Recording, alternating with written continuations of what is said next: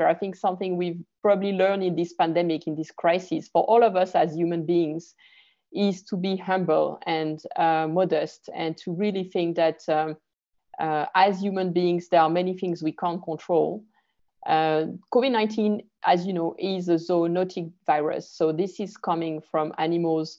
Actually, most of the emerging diseases do come from animals, more than 2/3 of them. And scientists have been predicting pandemics for years. We know that deforestation, biodiversity loss, and climate change are major drivers behind pandemics. For example, if you take the Ebola crisis, because there's been a lot of deforestation in Africa, animals have been pushed out of their natural habitats and getting closer to human populations and infecting trees closer to villages, which is where children have been first infected by the disease. So this is not new. And we may actually see new viruses coming up in the coming years. And I feel this is actually a symptom of a much deeper systemic crisis, because health, biodiversity, and climate, and the economy, of course, this is all interconnected. There are also many other silent human crises happening around the world. For example, also in India, in New Delhi, there are millions of premature deaths due to air pollution. There are also millions of refugees being affected by natural disasters, either droughts or floods. This is happening also almost on a daily basis and not always reported by the global media. So it's really a time now to think for all of us how we can work together with a strong solidarity response to support the most vulnerable people, because these are the people who are being affected by this crisis, by climate change, by the pandemic, and by the economic crisis. So that's the first thing I wanted to basically take stock of where we are. The second point is now, how can we respond to this crisis with a truly green, just and healthy recovery for people, climate, and nature? This might be an opportunity to really transform our societies and to rebuild our relationship with nature. Sometimes it's actually in the worst crises in history that human beings are able to show more solidarity, more courage, to emerge from the emergency with a real systemic transformation and a deep transformation of our society, of our values, of the way we live, the way we consume and produce, and also the way we interact with each other and the way we interact with nature. Clearly, our relationship with nature has been broken in so many ways, especially in large cities, and that needs to be restored. If we take care of nature, nature will take care of us in a way. By investing in nature, this is our best life insurance for the future, to be on a healthy planet for healthy people. This is starting actually with healthy food systems as well. Addressing these crises is also the opportunity to phase out fossil fuels.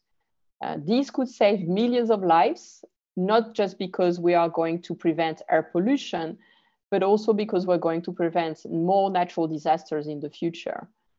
So there is really a need for a shift and placing people and nature back at the center of policymaking, governance, and financial decisions. You may have seen the Dasgupta review on how we could have a better economic valuation of nature, how nature really needs to be part of budgeting for government, but also for companies. Putting a value on nature is very, very important. So we know what the solutions are. They are in front of us. We know that we need to shift from fossil fuels to renewable energy, to better insulate buildings as well, to save energy, to invest in nature and reforestation. Nature is absolutely essential to reduce our carbon emissions by more than 1/3 if we want to meet the target of the Paris Agreement. We do need the help of oceans and forests as carbon sequestration.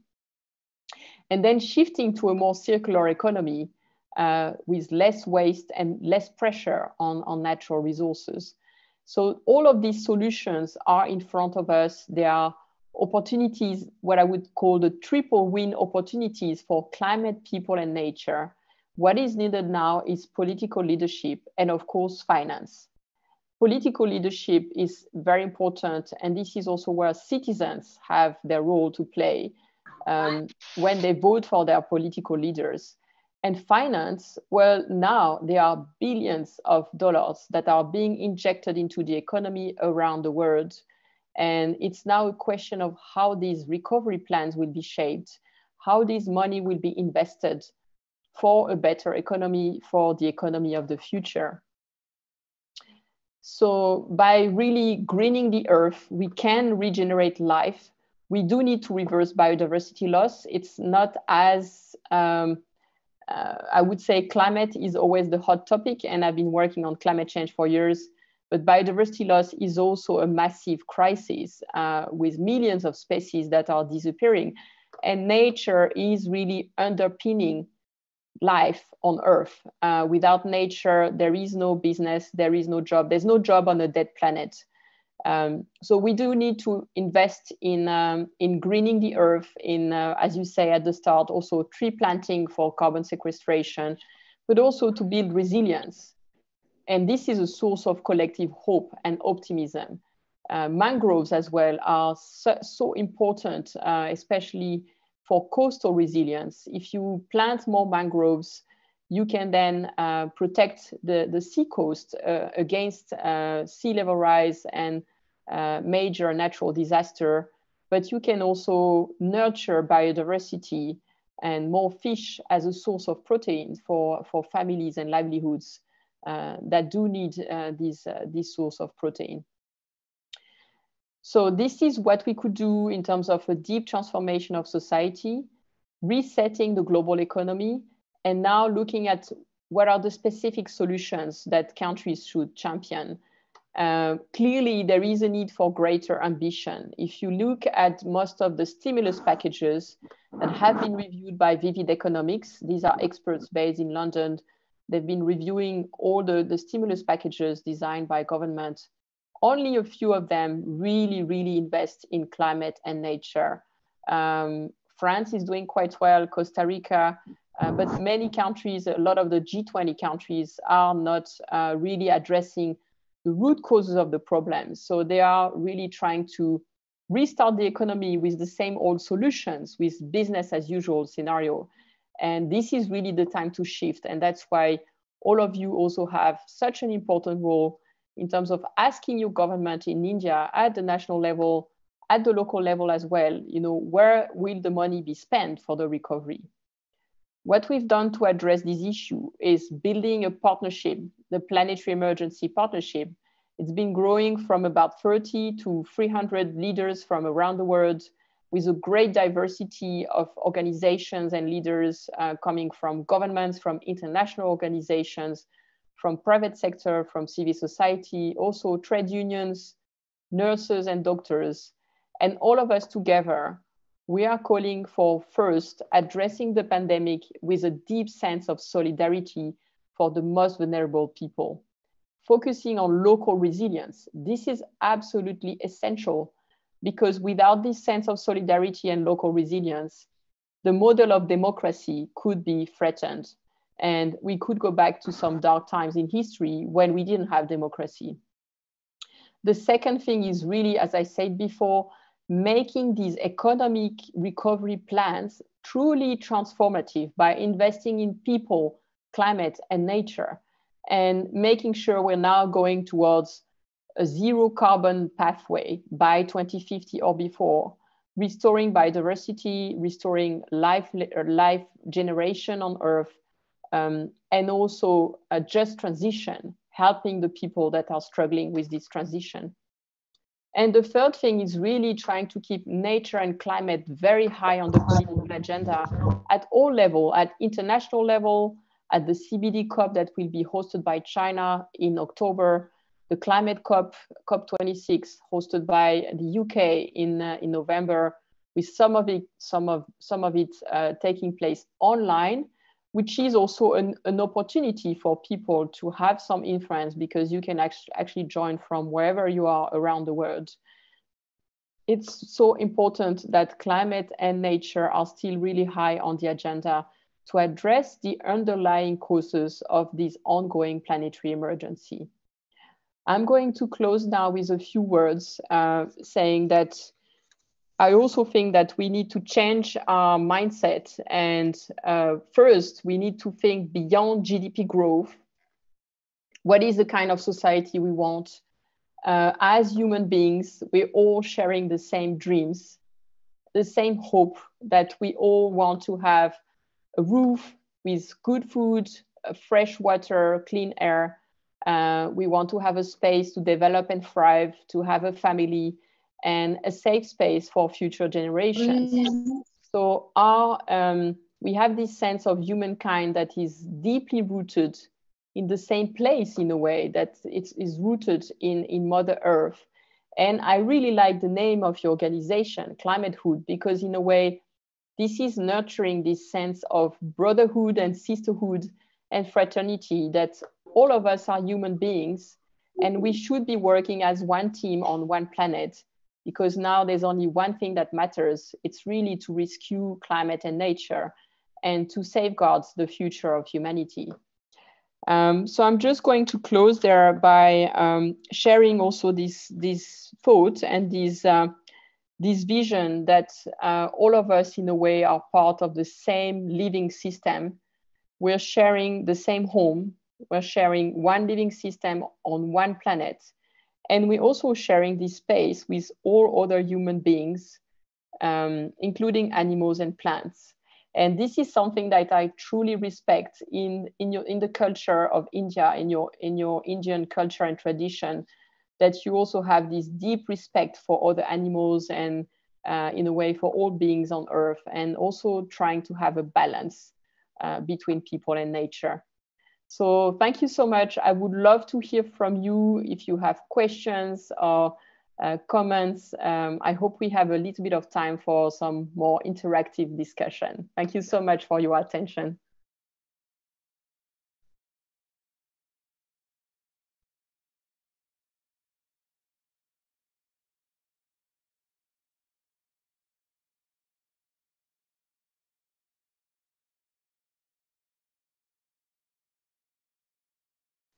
If anybody wants to ask something, please do feel free to raise your hand or just take the floor, if that's okay.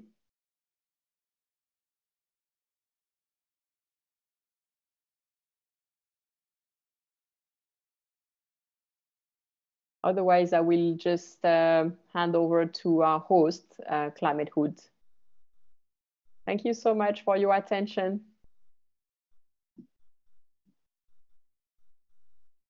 Do anyone have any questions? You can put it on chat or else ask, unmute yourself and ask.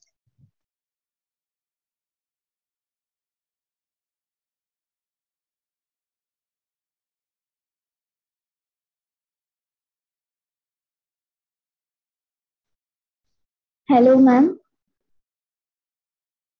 Am I Hello? audible? Yes.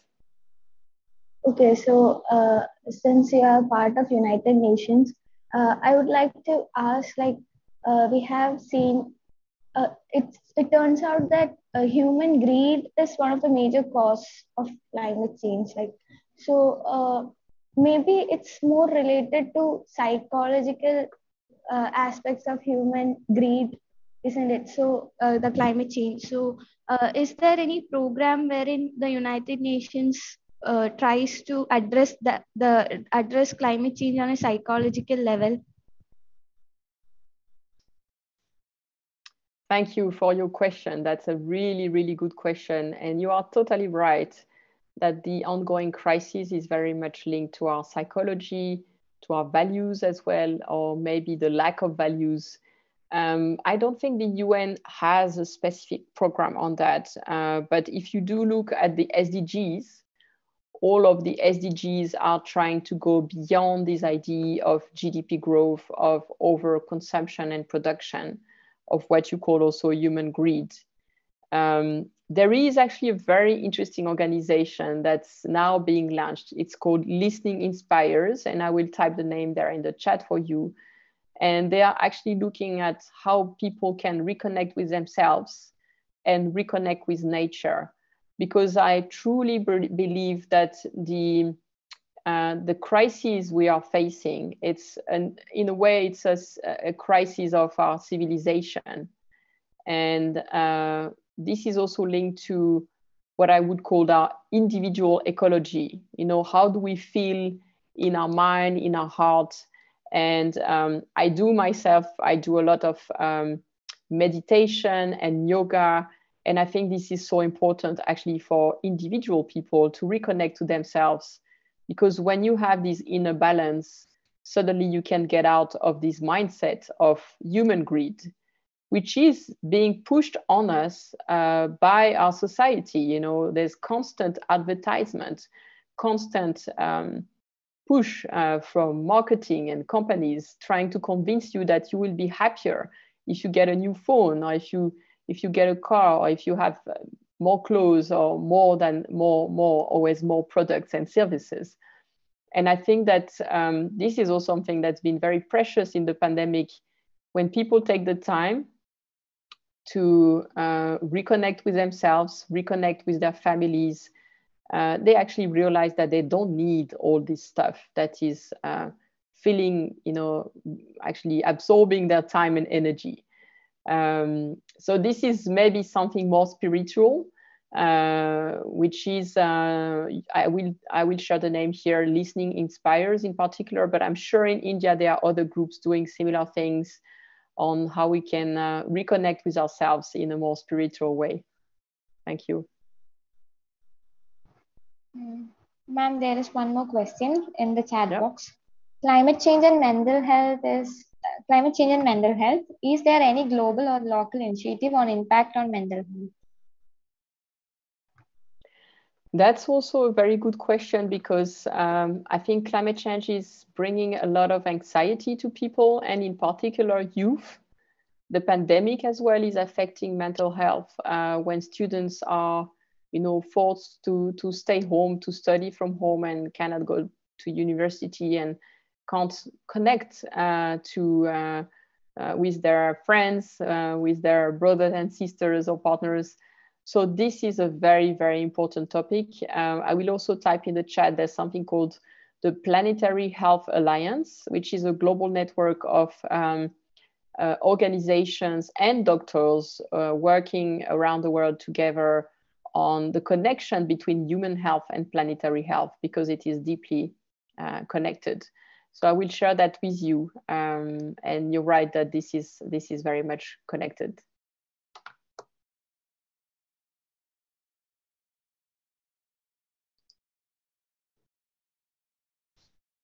Anybody else?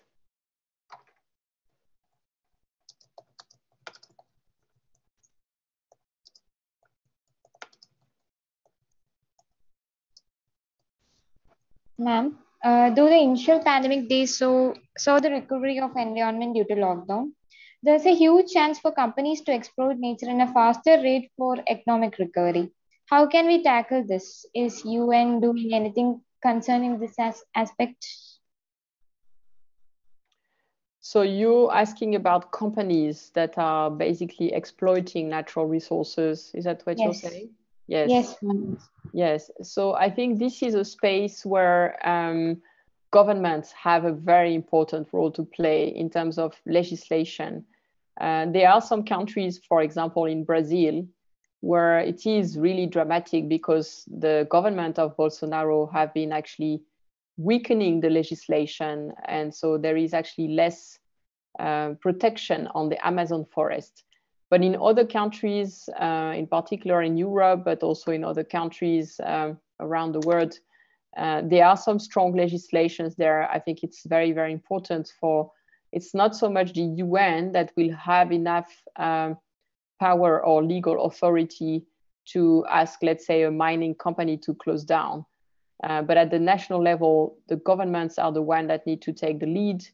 And of course, the pressure from civil society, from people, from citizens, because sometimes you need that pressure from public scrutiny, and you need these stories to come out in the media to put pressure on the governments to act.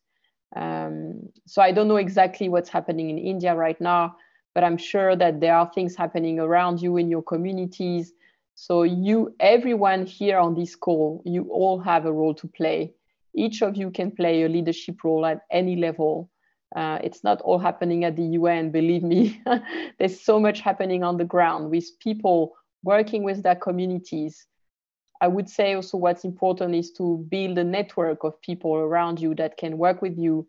For a systemic change, you need a systemic network around you to make the change happen. So I'm sure there are many things you can do in your communities, in your schools, in your universities, in your families, in the places where you work, in your communities and neighborhoods. And you can start small. It doesn't matter. It doesn't need to be big. But I think the real action starts where you live. And also always keep this kind intention, because I think we are in such a difficult time that people are feeling sometimes sad or worried about the future. So do make sure you are being kind. Whatever you do, always keep this kindness and this care for other people.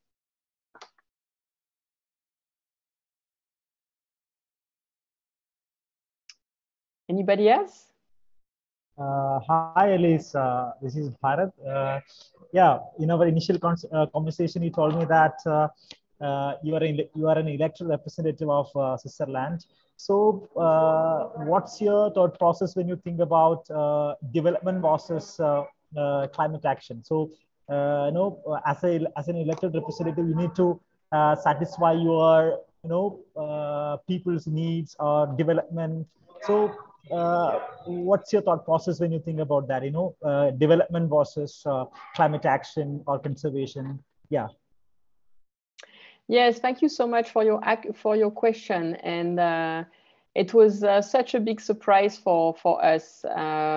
So as you said, I've been a member of the local council for about 3 years now with the Green Party. And I wasn't sure I would actually run for elections. I think a lot of women, and this is everywhere around the world, we don't always have the self-confidence to go ahead and try and go for it. And Switzerland is actually a very patriarchal country, and I can tell you they're not really helping women in terms of playing an important role in politics. So we're so happy because on the 7th of March, my colleague, who is a man, and myself, both of us from the Green Party, have been elected in the first round of elections with 55% of the votes. So this is a very, very good news for us. We are on a platform with other candidates who are more on the progressive side, more on the left wing, and also working with the existing mayor. So I will actually start on July 1st. So it's still early to tell you exactly how it's going to be. I will have a lot to learn and a lot to do. But what I can tell you is that at the local council, what we started a couple of years ago was a climate commission with members of the council from all political parties. And we managed to work together and to go beyond the traditional boundaries, beyond the traditional political divisions, because we feel that climate change is urgent and we need to act together and we need to go beyond these divisions. So in terms of what we can do, of course, people are always, at the same time pushing for ambition, but they want to keep their freedom, their comfort, their better level of development, a better life in a way. So it's a matter of finding that sweet spot where we can make change happen. And at the same time, we can improve the quality of life for people. There is one area of change in particular that's very difficult, I'm sure you know, is individual cars, because people want to keep driving their cars. They see it as a symbol of success, of luxury, and it's very, very hard to shift because it's so much in society, in the mindset. Now with COVID-19, actually there are more and more people going around and traveling around on bikes. Public transport is an issue because of the crowd, and people are sometimes afraid of getting sick. But there is a really strong push to develop, for example, bike path. Biking is good for you, is good for your health, and it's good for the quality of the air. Of course, you can't travel very long distances, but imagine if in New Delhi, everybody was going around on a bike, the city would be totally different. It would be safer also for children for going to school. So this is my dream, to really work in particular on low carbon transport, improving the quality of life, and trying to decarbonize the transport sector. But there will be some resistance for sure. We want to transform a very large parking space into a public park with trees and gardens. And there is a very, very strong push from the right wing, from the more conservative parties to build a huge underground parking area for 1,400 cars. And so there will be some fight for sure. And I think that what is very, very important is to keep listening to people, to have public forums, citizens forum, participatory meetings, because if people ask for things, it will make us stronger. And in a way, we are there to serve these people. We're not there to serve ourselves. So that's my hope, that we will push climate action, but at the same time, we can only make this transformation happen if we have people on board with us on this journey. And so that's why the more participatory democracy is very, very important. I hope that's helping. Thank you for your question.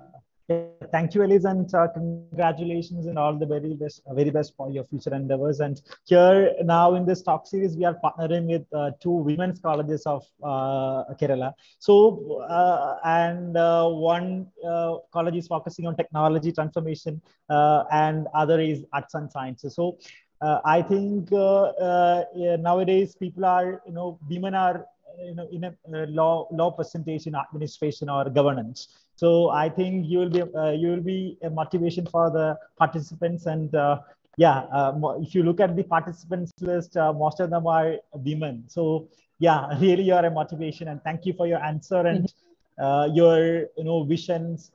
Really inspiring us. Thank you very much. Thank you so much.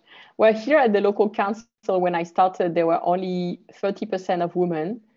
But not only that, if you look at the speaking time, most of the time, I would say 90% of the time that we were spending together, sitting and taking decision at the local council, it was men speaking.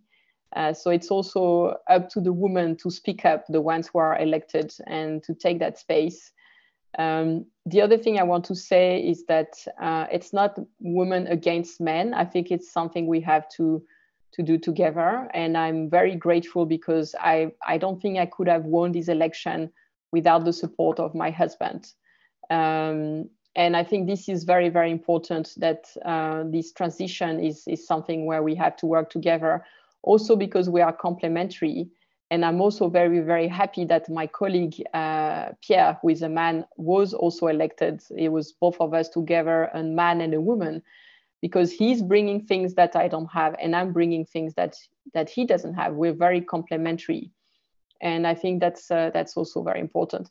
And then what you said as well about being a role model, this is also so important. And sometimes I was very sad or very tired, or I just felt like giving up, because you do get a lot of personal attacks in these campaigns, especially internally, actually, in the same political party, which is really stupid. But what gave me hope is that I thought, you know what, even if I'm not elected, this is changing the mindset for my daughter. I think it was such a big change for her to see her own mother. She's now almost 8 years old. And for her to see her mother speaking to the media, being on TV, being on placards on the street, being able to go there to speak up, I could see that she had stars in her eyes. And so for her now, she wants to be a doctor, not a politician. But whatever happens, she knows it's possible. And I think that's also very, very important. So I'm sure there are many young women here. It's always very hard to reconcile a political life, a professional life, and a personal life. But it's possible if you have strong support at home from your partner, potentially from nannies, and always tell yourself that you will be also a source of inspiration for others. And also what is very powerful is when women help each other. And I've been connecting with other women who are also running for elections in the same campaign, but in other cities. And it's been very, very helpful to be in touch and to share our fears and our hopes. So thank you. This is more about women leadership than climate action, but you know, it's very much linked actually, because a lot of women who are elected in politics do more on climate change. They do feel that this is urgent. They care about the future generation. They care about their children. And so I do feel also that gender and women empowerment is super important to address climate change. Yeah, it's very important because women are considered as vulnerable communities when we consider climate crisis or natural disaster. So yeah, women empowerment is also important in this case. So thank you very much. Was good answer, and people are looking at you, for your future actions, I think. So thank you for your reply, and thank you very much. And over to others. Thank you. I'm just typing there I think all of you have my name, but if you want to stay in touch on LinkedIn, just feel free to connect, and I'd be super happy to help you, whatever you're doing. I'm always trying to help young professionals and men and women.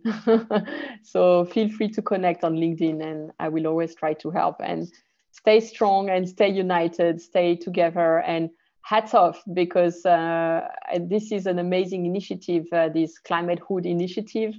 So please continue what you're doing, keep up this good work, and keep connecting with each other, keep growing your network. I think it's super important. So thank you so much, and have a wonderful evening there in India, and let's stay in touch. Thank you. Bye-bye. Take care. That was inspiring, Elise, and I welcome Amrita to say deliver vote of thanks. You're welcome. Good evening, one and all present here.